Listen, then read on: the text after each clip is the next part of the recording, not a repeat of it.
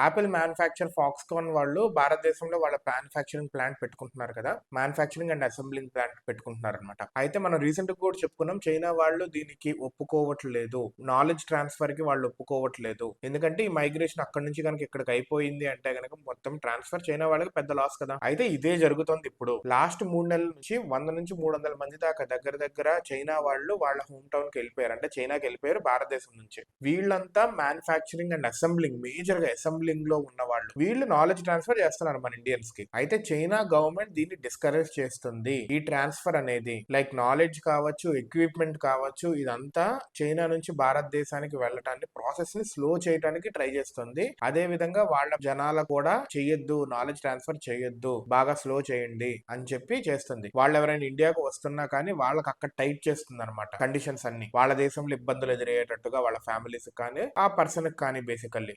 ఇది రీసెంట్ గా కూడా చెప్పుకున్నాం మనము, ఇలా జరుగుతుంది అని చెప్పి. ఇది ఇప్పుడు బయటపడింది. దగ్గర దగ్గర చాలా మంది పోయిన 3 నెలల నుంచి ఫాక్స్కాన్ ప్లాంట్ ఏదైతే ఉందో దాన్ని వదిలేసి వెళ్ళిపోయారు చైనాకి అని చెప్తున్నారు. అయితే టిమ్ కుక్ కూడా చెప్పారు, చైనా వాళ్ళు చాలా కీ రోల్ ప్లే చేస్తున్నారు ఈ మ్యానుఫ్యాక్చరింగ్ అండ్ అసెంబ్లింగ్ లో కూడా, వాళ్ళ నాలెడ్జ్ అండ్ ఇది చాలా ఇంపార్టెంట్ యాపిల్ కి అని చెప్పారు. దో వాళ్ళు తక్కువ కాస్ట్ కి వస్తున్నా గానీ దే ఆర్ వెరీ స్కిల్ఫుల్ అని చెప్పి టిమ్ కుక్ చాలా సార్లు చెప్పారు. అండ్ మనకి తెలిసిందే కదా, ట్రంప్ తో కూడా గొడవతో ఉంది. అండ్ భారతదేశంలో దగ్గర దగ్గర 20% ఆఫ్ యాపిల్స్ మ్యానుఫ్యాక్చరింగ్ ఎక్కడి నుంచే జరగాలి. 2026 కి యాపిల్ ఐఫోన్ 17 ని రిలీజ్ చేస్తుంది. ఆ మ్యానుఫ్యాక్చరింగ్ అంతా చాలా ఫాస్ట్ గా చేయాలి, అసెంబ్లింగ్ అండ్ మ్యానుఫ్యాక్చరింగ్ అని చెప్పి ప్లాన్ చేస్తున్నారు. అమెరికాకి వెళ్లబోయే ఐఫోన్స్ అన్నింటినీ భారత్ నుంచే ట్రాన్స్ఫర్ చేయాలి, భారత్ లోనే అసెంబ్లింగ్ అండ్ మ్యానుఫ్యాక్చరింగ్ జరగాలి అని కూడా వీళ్ళ ఎయిమ్ అనమాట ఐఫోన్ 17 కి. సో ఇది జరుగుతుంది చైనా ఆటలు. మరి ఇట్లా ఆడుతుంది, ఇది ఎటు అవుతుందో చూడాలి. మరి నాకు తెలిసి ఒకవేళ ఒక షార్ట్ టర్మ్ లో ప్రాబ్లం అయినా కానీ Tim Cook he's telling that like long term లో కనుక ఇది అడ్వాంటేజ్ మనకి, మేబీ 1 or